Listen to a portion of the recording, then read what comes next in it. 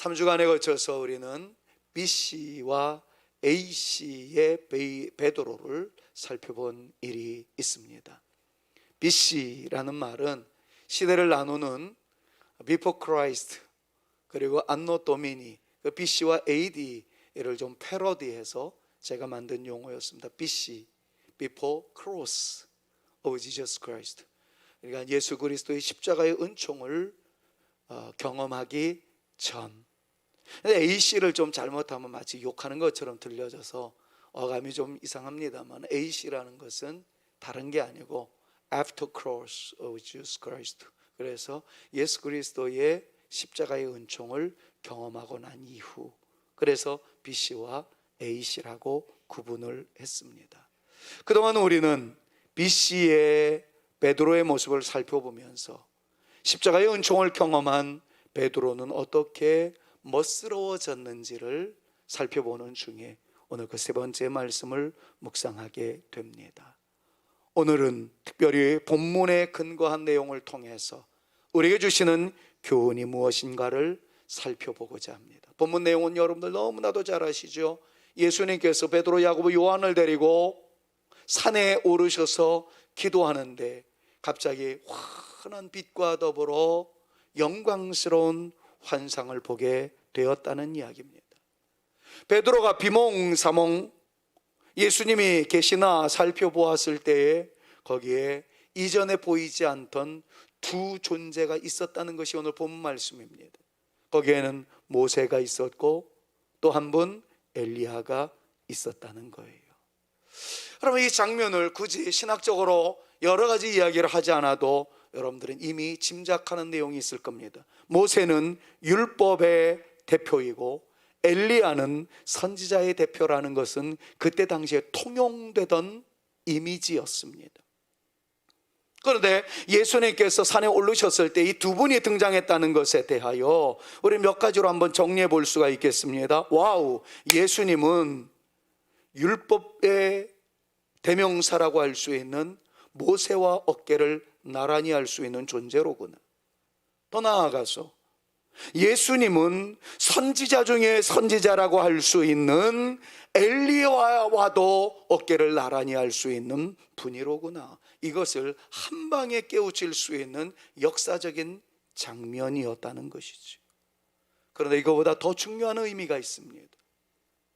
그 환상을 바라보며 놀라움 중에 깜짝 놀라는 상황 속에 있었을 때 갑자기 두 존재가 사라지고 예수님만 남았습니다. 어떤 의미가 있을까요? 율법의 대표인 모세가 예수님과 함께 하다가 율법의 대표인 모세는 사라졌습니다. 그리고 예수님만 남았습니다. 율법의 완성이 주님에게 있다는 것을 보여주는 상징적 그림 언어가 아닐까요? 선지자 중에 선지자라고 할 수 있는 수많은 선지자들의 대표인 엘리야가 있었습니다.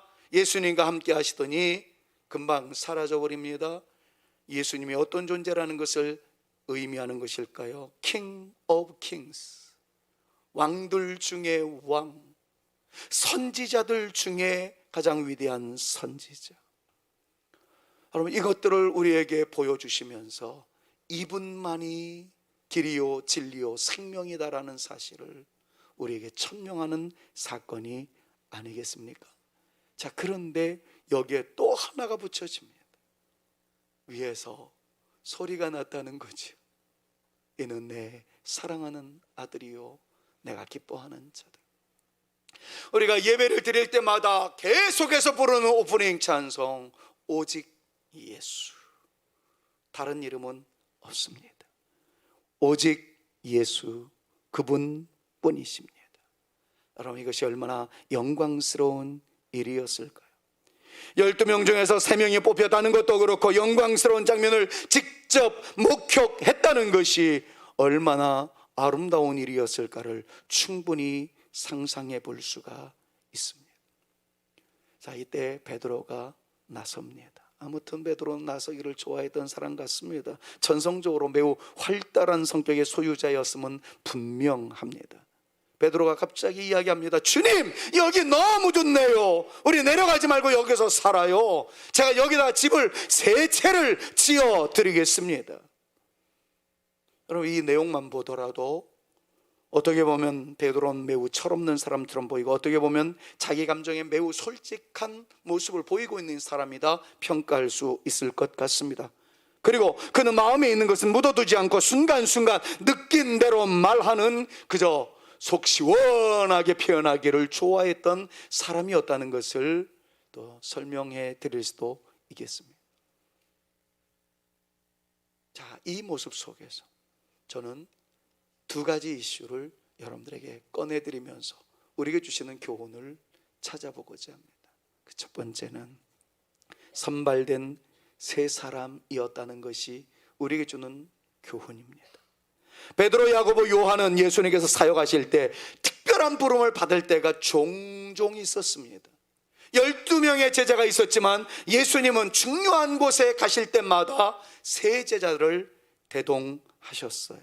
오늘 본문에서 변화산으로 올라가실 때 예수님께서 마지막 사역을 이제 집중하기 위하여 땀방울이 변화 핏방울이 될 정도로 눈물의 기도를 올리셨던 겟세마네 동산에서의 마지막 사투를 벌이며 올렸던 기도의 장소에도 베드로, 야고보, 요한만 데리고 가셨던 것을 우리는 잘 알고 있습니다. 저는 이런 모습들을 대할 때마다 3 사람은 특별히 예수님께 선발된 대표 선수와 같구나 하는 생각을 지울 수가 없습니다. 요즘 올림픽을 다 지나서 패럴림픽이 진행 중에 있나요?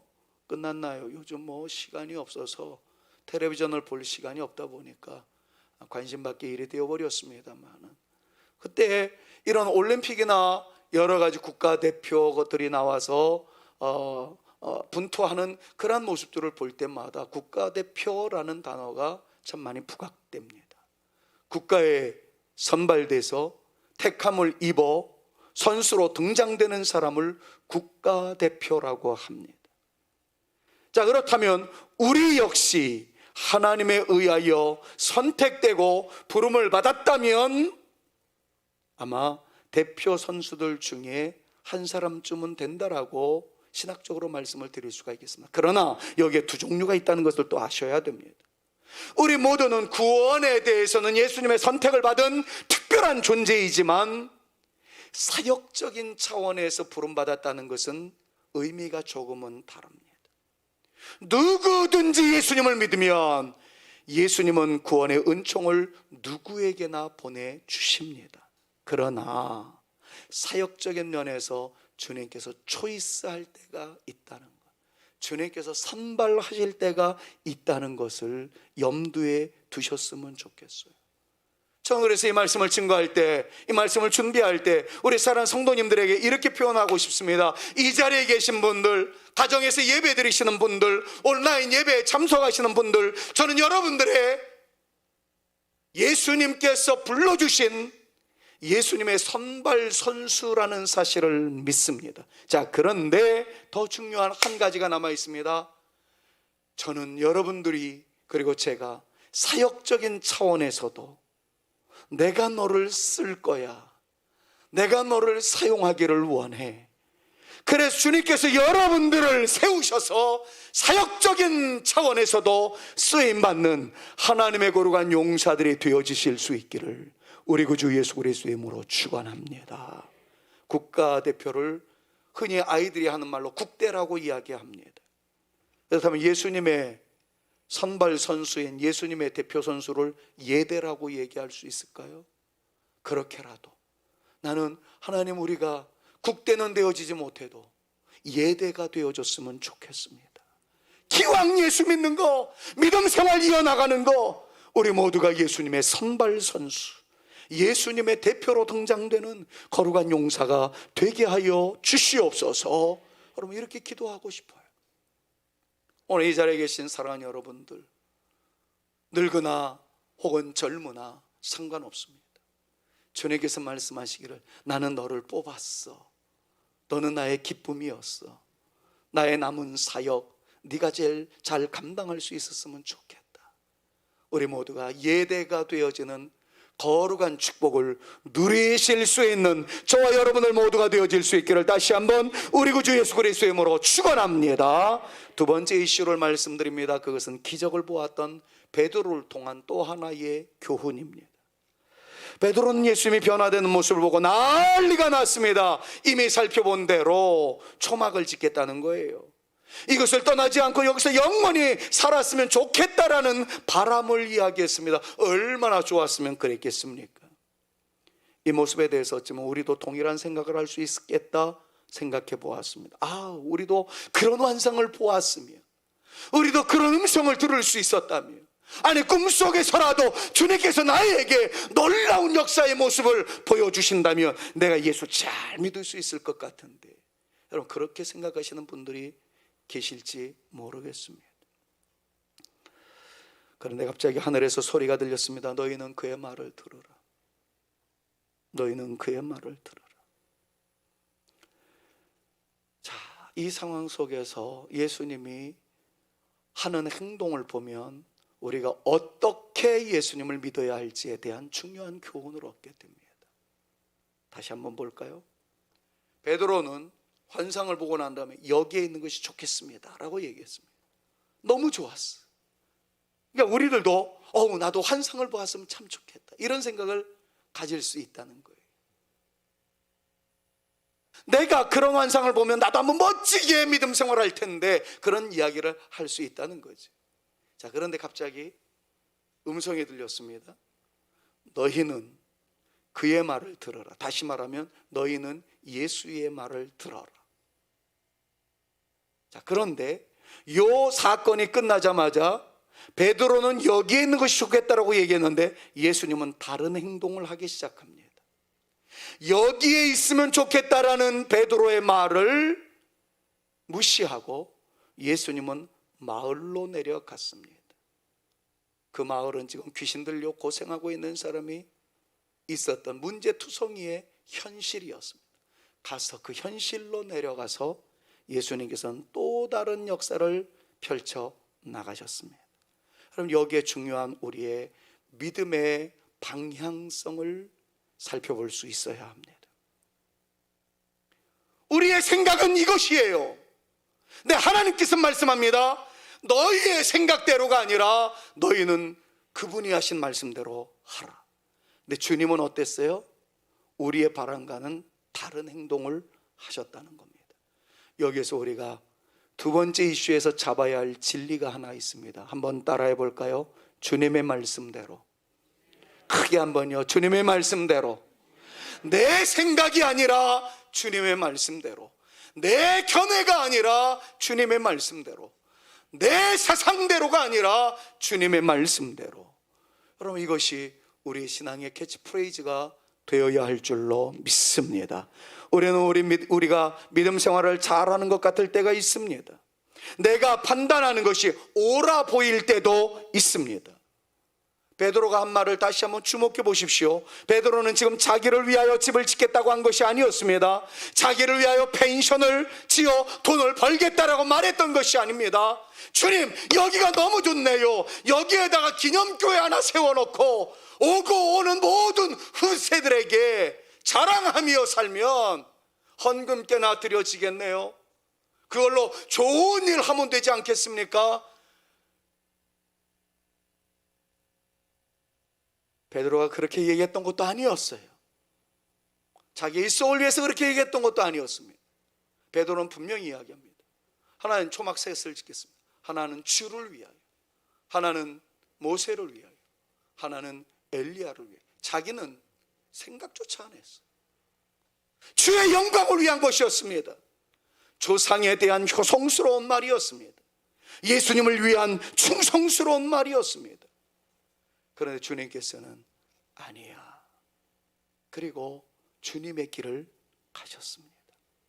사랑하는 성도 여러분, 우리의 믿음 생활은 내 기분 좋은 대로, 내 느낌대로가 아니라 주님이 원하시는 대로, 주님이 말씀하신 대로 이루어 나가는 것이 진정한 믿음 생활이고, 그것이 하나님의 기쁨이라는 사실을 다시 한번 우리의 신비에 아로 새겨놓고 주님 말씀대로 순종하는 삶을 살겠습니다. 다짐하는 저와 여러분들 모두가 되어질 수 있기를 우리 구주 예수 그리스도의 이름으로 축원합니다. 자, 이 본문에 대한 베드로의 수레를, 베드로의 회고를 한번 살펴보십시오. 그것이 베드로전서 1장 17절 이하의 말씀이 주는 교훈이에요. 베드로는 그때 아름다운 추억, 아름다운 환상, 놀라운 역사를 기억하고 있었을 겁니다. 그러다가 일체 말하지 않다가 세상을 떠나기 전 베드로전서라는 복음서를 써내려가면서 그의 제자들에게 말을 합니다. 그때 내가 주와 함께 있었어. 주님이 변형되어지는 것을 보았어. 내가 그때 모세를 보았고 엘리야를 보았다. 그때 놀라운 것은 하늘에서 음성이 들리기까지 하였어. 근데 여러분, 이것이 베드로가 자기 자신을 드러내기 위해서 이 얘기를 꺼냈을까요? 베드로전서로 가서 이렇게 이야기하는 베드로의 진짜 마음이 어디에 있는지를 살펴보셔야만 합니다. 1장 17절에서 18절 말씀 보니까 바로 그런 내용이에요. 지극히 큰 영광 중에서 이러한 소리가 그에게 나기를 이는 내 사랑하는 아들이요 내 기뻐하는 자라 하실 때에 그가 하나님 아버지께 존귀와 영광을 받으셨느니라. 이 소리는 우리가 그와 함께 거룩한 산에 있었을 때에 하늘에서부터 난 것을 들은 것이야. 이 이야기를 꺼냅니다. 자, 이 회고를 다시 한번 우리 들으면서 아까 말씀드렸던 대로 와, 우리도 그런 음성 한번 들어봤습니다. 꿈속에서라도 야, 아무개야 들려주시는 주님의 음성을 들으면 야, 신바람 날 수 있겠는데, 더 예수 잘 믿겠는데, 와, 나한테는 그런 역사가 나타나지 않나. 여러분, 그렇게 생각하시는 분들이 계실지 모르겠어요. 그때도 그랬던 것 같습니다. 베드로가 이렇게 이야기하자 와, 베드로 사도님, 나도 그런 거 한번 봤으면 좋겠습니다. 나도 한번 들어봤으면 좋겠습니다. 뭐 이런 식으로 얘기를 했던 것 같아요. 그러자 17절 18절에서 내가 이 얘기를 왜 했는지 아니? 그러면서 설명해 나가기를 시작합니다. 19절 바로 이어지는 말씀이에요. 베드로는 이렇게 이야기합니다. 야, 신비한 음성 듣고 싶지? 신비한 광경 보고 싶지? 근데 그게 아니야. 우리에게는 더 확실한 예언이 있단다. 더 확실한, 환상보다도 신비한 음성보다도 더 확실한 예언이 있단다. 어두운 데를 비추는 등불과 같아 날이 새어 샛별이 너희 마음에 떠오르기까지 너희가 이것들을 주의하는 것이 옳을 거야. 너무 환상에 사로잡히지 마. 더 확실한 예언이 있어. 제자들이 묻습니다. 아니, 확실한 예언이 뭔데요? 환상보다도 확실한 게 있습니까? 하늘에서 들려오는 음성보다도 확실한 예언이 있나요? 그렇게 질문을 던진 것 같습니다. 베드로는 19절에 이어서 더 확실한 예언이 있단다. 그것은 다름 아닌 20절, 21절 계속해서 강조합니다. 먼저 알 것은 성경의 모든 예언은 사사로이 풀 것이 아니니 예언은 언제든지 사람의 뜻으로 낸 것이 아니오 오직 성령의 감동하심을 받은 사람들이 하나님께 받아 말한 것임이라. 무슨 말이에요? 예언, 그러니까 환상보다도 더 중요한 거, 음성보다 더 중요한 거, 성령의 감동을 받아 써내려간 하나님의 예언의 말씀, 성경이란다 라고 베드로는 이야기하고 있다는 거예요. 사랑하는 여러분, 우리에게는 성경이 있습니다. 하나님의 말씀이 있습니다. 하나님의 말씀을 신뢰하는 진정한 성도가 되시기를 축원합니다. 주의 말씀을 주장하며 믿음으로 선포하며 말씀 외에는 다른 길로 가지 않겠노라 다짐하시는 저와 여러분들 모두가 되셔서 그 말씀 속에 역사하시는 하나님의 능력을 경험할 수 있는, 말씀이 우리를 살리는 축복을 체험할 수 있는 하나님의 거룩한 용사들 되실 수 있기를 우리 구주 예수 그리스도의 이름으로 축원합니다. 축원합니다. 제발 하나님의 말씀 외에 다른 것들을 사모하지 마십시오. 주의 말씀을 깨닫게 되면 감사하시고 깨달은 그 말씀을 통해서 믿음의 선봉에 서서 달려나가는 저와 여러분들 모두가 되실 수 있기를 간절히 소망합니다. 이제 마지막으로 마태복음 16장 16절 이하에 있는 말씀을 통해서 세 번째 설교, 그 모든 것의 총결론을 내리려고 합니다.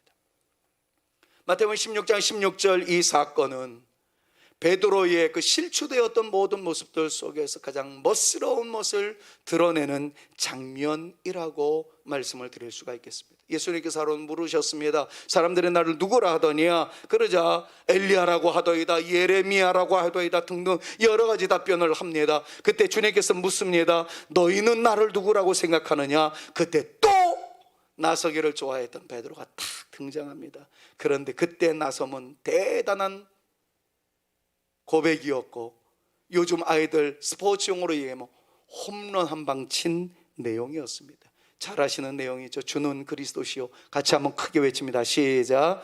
주는 그리스도시요 살아계신 하나님의 아들이시나이다. 이런 고백을 했어요. 예수님 깜짝 놀랍니다. 칭찬하십니다. 너가 위대한 것을 알았구나. 이것을 알게 하신 이는 하늘에 계신 너희 아버지다. 뭐 이러면서 많이 칭찬하셨어. 베드로는 벅찬 감격에 빠졌을 것입니다. 이야, 내가 드디어 시몬에서 베드로가 되는 모양이로다. 처음 만났을 때 네가 시몬이나 장차 베드로가 될 것이다, 이렇게 말씀하셨던 때가 바로 이때가 아니었을까. 굉장히 흥분했을 가능성이 있습니다. 이때 베드로는 셀프 컨트롤을 할 필요가 있었던 거죠. 칭찬받았을 때 더 잘해야지 라고 옷깃을 여미었어야 했었습니다. 더 잘하며 더 육중한 안정감을 갖는 존재가 되어야 하리라 라는 다짐이 그에게 있었어야 했습니다. 그런데 감정의 사람이었던 베드로는 그 칭찬에 어쩌면 내면이 와르르 무너졌는지 모르겠습니다.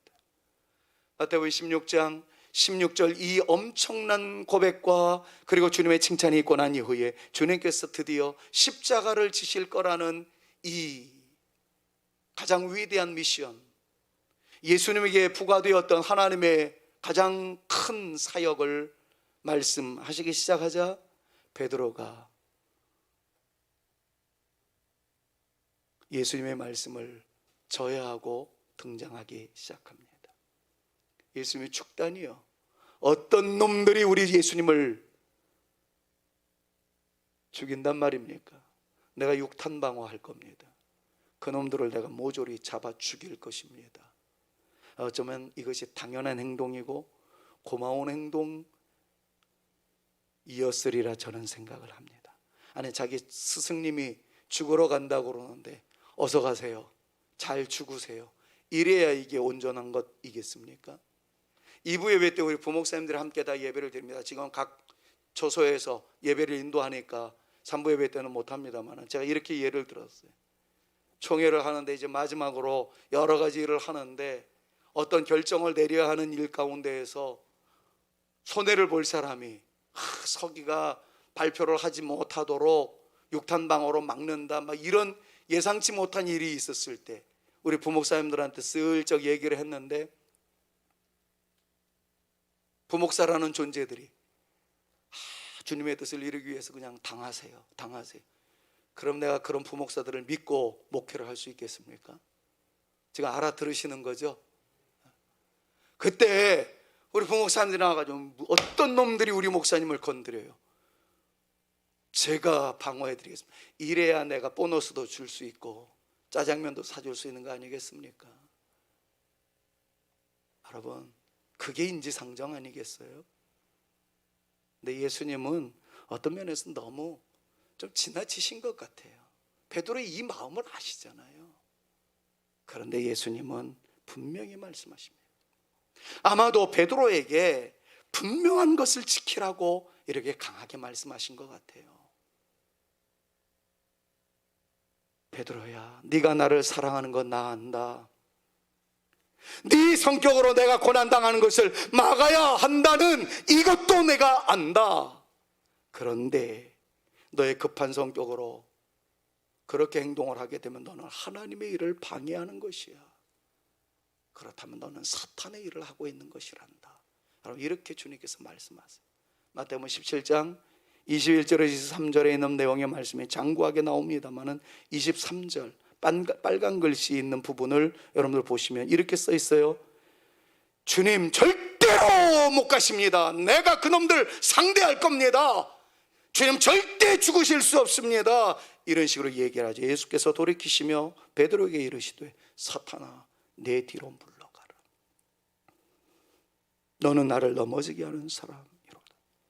네가 하나님의 일은 생각하지 아니하고 사람의 일을 생각하는다. 사랑 여러분, 감정의 사람이 저지르기 쉬운 함정을 우리는 여기서 배울 수 있습니다. 감정의 사람은 좋을 때 한없이 좋습니다. 신이 날 때에는 다른 사람들이 따라올 수 없을 정도로 열심을 냅니다. 베드로의 신앙 고백을 능가하는 사랑의 고백을 하면서 주님 없으면 난 못 삽니다 고백하는 그런 열성신학자가 되어지기도 합니다. 그러나 자기의 기운에 못 이겨 제풀에 꺾여 그만 실족하는 경우를 왕왕 보게 됩니다. 자기의 감정에 못 이겨 하나님의 일을 그르치게 할 때가 있다는 것을 보게 됩니다. 사랑하는 여러분, 우리의 기분을 초월할 수 있는, 기분에 왔다 갔다 하는 존재가 아니라, 감정에 왔다 갔다 하는 존재가 아니라, 기분에 의해서 믿음 생활하려는 우리의 연약한 모습을 좀 이길 수 있도록 베드로와 같이 육중한 안정감이 있는, 성산교회 육중한 안정감이 있는 그러한 믿음의 용사로 내가 서기를 원하오니 하나님, 기분에 좌우되는 존재가 되어지지 아니하고 말씀에 굳게 서는 흔들리지 않는 믿음의 용사가 되게 하여 주시옵소서. 여러분, 이 기도가 우리 가운데 터져나올 수 있기를 간절히 소망합니다. 시몬 베드로는 이러한 흔들림에 대해서 다음의 말씀으로 우리에게 교훈하십니다. 어쩌면 이 말씀을 쓸 때는 애프터 크로스의 베드로의 모습이 아닐까 생각을 합니다. 베드로전서 4장 7절 말씀에 이렇게 표현을 하죠. 만물의 마지막이 가까웠으니 그러므로 너희는 정신을 차리고 근신하여 기도하라. 이 말의 의미는 무엇입니까? 감정에 의한 존재가 되지 말아라. 냉철한 이성으로 근신하는 자세로 믿음의 선봉에 서는 우리가 되었으면 좋겠다라는 베드로의 뼈아픈 충격의 선언이 아니겠습니까? 오늘 예배를 드리는 사랑하는 성도 여러분, 우리는 감정적 존재이기는 하지만 감정의 지배를 받는 것이 아니라 주의 말씀에 의지하여 우리의 의지적 결단에 따라 말씀 붙잡고 흔들리지 아니하는, 이름하여 페트로스, 반석과 같은 육중한 안정감을 가지고 바르게 살아가리라 다짐하는 저와 여러분, 우리 모두가 되어질 수 있기를 우리 구주 예수 그리스도의 이름으로 축원합니다. 이제 정 말씀을 결론 짓겠습니다. 다 버릴지라도 나는 결코 주님을 버리지 않겠습니다. 이런 고백을 했을 때 주님은 그 말이 정말일까? 너 오늘 밤에 나를 3번 부인할 것인데, 어쩌면 베드로가 주님을 버리지 않겠다고 고백하던 그 고백은 진실이었을지 모르겠습니다. 아니, 진실이었을 것이라고 저는 생각합니다. 그럼에도 불구하고 베드로는 그의 진심과는 거리가 멀어질 정도로 실질적으로는 주님을 부인하는 존재가 되어버리고 말았습니다. 왜 그랬을까요? 이게 우리에게 주는 3번째 설교를 하기까지의 결론적 질문이자 도전입니다. 주님은 마음은 그렇지 않은데 결과가 바르게 나타나지 않는 이 모습을 바라보시면서 주님께서 이렇게 말씀하셨죠. 마음은 원이로되 육신이 약하도다. 그런 말씀을 하셨습니다. 마음은 주님을 끝까지 따르기를 원하는데 행동은 그렇지 못했다는 것이죠. 칼이 목에 들이미는 현실과 죽을 수밖에 없을 것 같은 현실의 무서움이 제자들을 약하게 했음을 주님께서는 말씀하셨던 것이었습니다. 그 고고하고 숭고하려고 했던 베드로의 기상은 다 사라져버리고 말았습니다. 벌거벗은 베드로가 되어버리고 말았습니다. 우리의 삶은 과연 어떤가요? 마음으로는, 생각으로는 얼마나 우리 주님을 섬기려는 마음이 크십니까? 나도 한번 좀 해봐야지. 우리 성산교회를 통해서 한번 놀라운 역사가 나타나는데 나도 한번 쓰임 받아야지. 여러분들 마음은 얼마나 굴뚝 같으십니까? 얼마나 활활 타오르는 불길이십니까?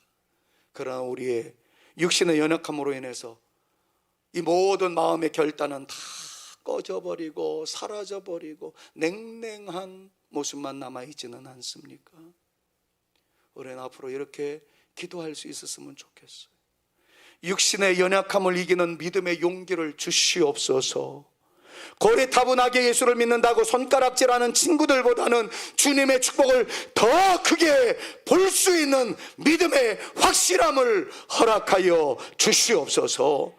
돈의 위력 앞에서 발발 떨기보다는 하나님의 심판이 더 심각하다는 사실을 인지하고 바른 길 걸어가는 용기 있는 성도가 되게 하여 주시옵소서. 세상의 명예를 얻기 위해서 세상과 적당히 타협하는 삶보다는 하나님의 아들의 영광으로 더 큰 만족을 누리는 삶을 살 수 있는 믿음의 용사가 되게 하여 주시옵소서. 여러분, 이런 기도가 우리 가운데 나타날 수 있기를 간절히 소망합니다. 지금처럼 코로나19의 상황에서도 흔들리지 않는 믿음으로, 변질되지 않는 신앙으로 우리 하나님과의 만남인 예배에 최선을 다하여 주님의 기쁨이 되고 성도님과의 교제를 통한 강한 믿음의 용사로 나타남으로써 주님의 희망이 되는 우리 모두가 되게 하여 주시옵소서. 이것이 우리의 기도이고 이 기도에 하나님께서 응답해 주시는 놀라운 역사가 나타날 수 있기를 간절히 소망합니다. 누군가가 말했던 것처럼 우리가 바로 하나님의 가능성이고 우리가 하나님의 바라심의 대상이 되어질 수 있기를 주님의 이름으로 축원합니다. 여러분, 그 다음 문장, 설교를 준비하면서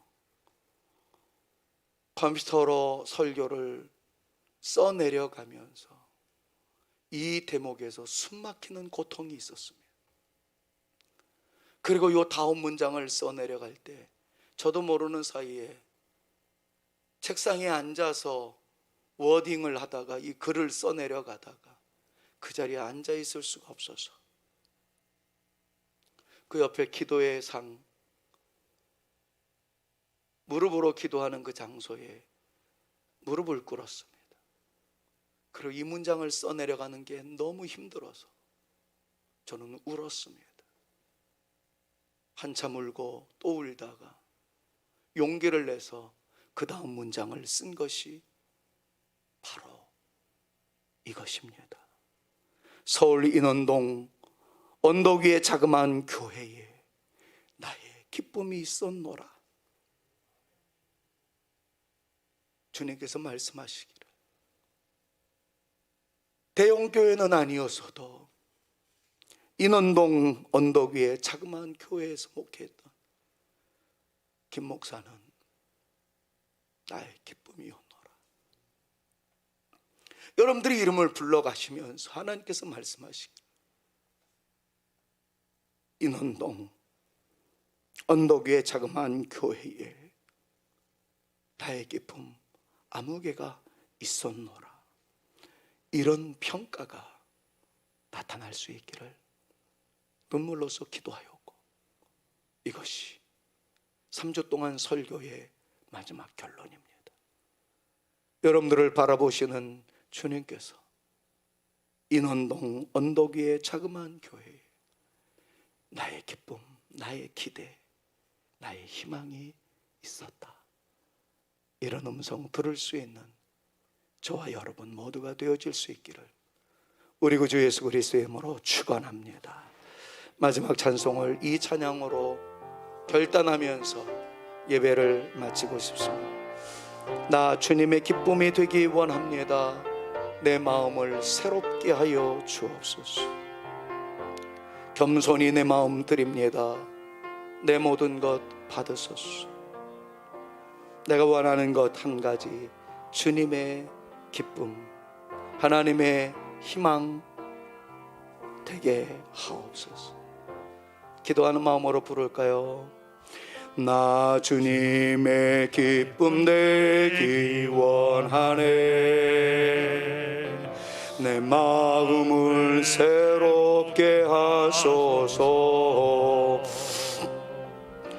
새 부대가 되게 하여 주사 주님의 빛 비추게 하소서. 겸손히 내 마음 드립니다. 겸손히 내 마음 드립니다. 나의 모든 것 받으소서. 나의 맘 깨끗게 씻어 주사 주의 길로 행하게 하소서.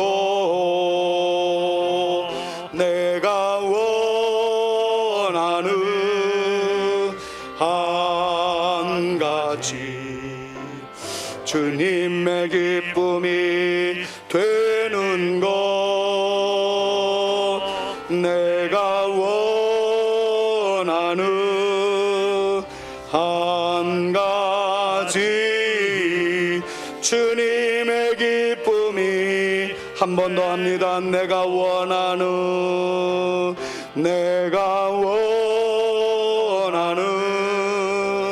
한 가지 주님의 기쁨이 되는 것. 내가 원하는 한 가지 주님의 기쁨이 되는 것.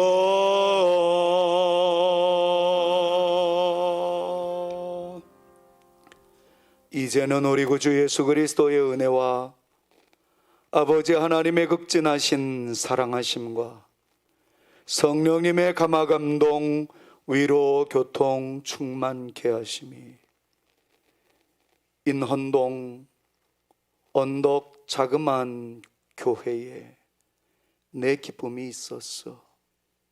내가 기대하는 녀석들이 있었어. 그들은 나의 즐거움이었어. 주님의 이 음성 듣기를 원하여 기분대로 살지 않고 주님 말씀하신 대로 살기로 다짐하며 시대의 빛으로 소금으로 살아가 보겠노라고 다짐하고 돌아가는 우리 사랑하는 믿음의 형제 자매들, 그리고 저들의 가정과 스라의 자녀 손들, 우리 성산교회 위에 이제로부터 영원토록 함께 있을지어다. 아멘.